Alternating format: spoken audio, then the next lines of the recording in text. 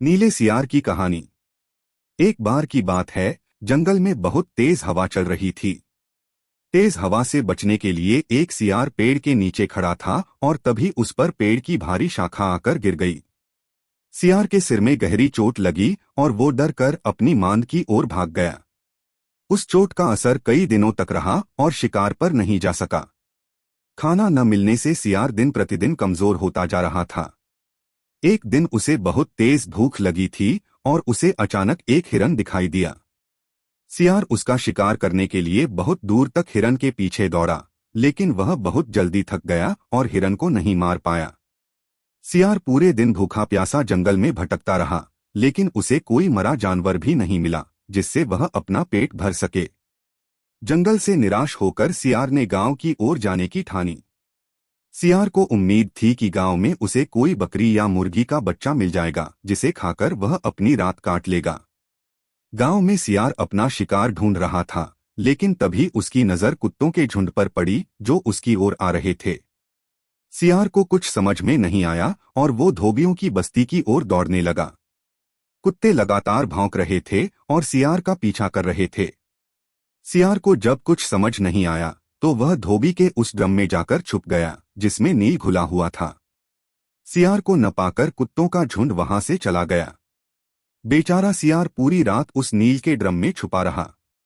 सुबह सवेरे जब वह ड्रम से बाहर आया तो उसने देखा कि उसका पूरा शरीर नीला हो गया है। सियार बहुत चालाक था। अपना रंग देखकर उसके दिमाग में एक आइडिया आया और वह वापस जंगल में आ गया। जंगल में पहुंचकर उसने ऐलान किया कि वह भगवान का संदेश देना चाहता है, इसलिए सारे जानवर एक जगह इकट्ठा हो जाएं। सारे जानवर सियार की बात सुनने के लिए एक बड़े पेड़ के नीचे एकत्रित हो गए। सियार ने जानवरों की सभा में कहा, क्या किसी ने कभी नीले रंग का कोई जानवर देखा है? मुझे ये अनोखा रंग भगवान ने दिया है और कहा है कि तुम जंगल पर राज करो। भगवान ने मुझसे कहा है कि जंगल के जानवरों का मार्गदर्शन करने की जिम्मेदारी तुम्हारी है। सभी जानवर सियार की बात मान गए। सब एक स्वर में बोले, कहिए महाराज, क्या आदेश है?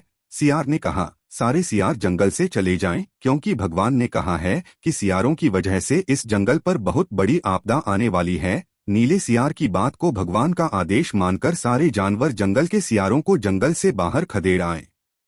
ऐसा नीले सियार ने इसलिए किया क्योंकि अगर सियार जंगल में रहते तो उसकी पोल खुल सकती थी।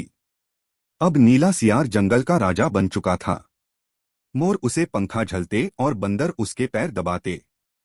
सियार का मन किसी जानवर को खाने का करता तो वह उसकी बलि मांग लेता। अब सियार कहीं नहीं जाता था, हमेशा अपनी शाही मांद में बैठा रहता और सारे जानवर उसकी सेवा में लगे रहते। एक दिन चांदनी रात में सियार को प्यास लगी। वह मांद से बाहर आया तो उसे सियारों की आवाज सुनाई दी जो दूर कहीं बोल रहे थे। रात को सियार हूहू की आवाज करते हैं क्योंकि ये उनकी आदत होती है। नीला सियार भी अपने आप को रोक न सका। उसने भी जोर जोर से बोलना शुरू कर दिया। शोर सुनकर आसपास के सभी जानवर जाग गए। उन्होंने नीले सियार को हूहू की आवाज निकालते हुए देखा। तब उन्हें पता चला कि ये एक सियार है और इसने हमें बेवकूफ बनाया है। अब नीले सियार की पोल खुल चुकी थी। यह पता चलते ही सारे जानवर उस पर टूट पड़े और उसे मार डाला। कहानी से सीख, हमें कभी झूठ नहीं बोलना चाहिए, एक न एक दिन पोल खुल जाती है। किसी को भी ज्यादा दिनों तक बेवकूफ नहीं बनाया जा सकता है।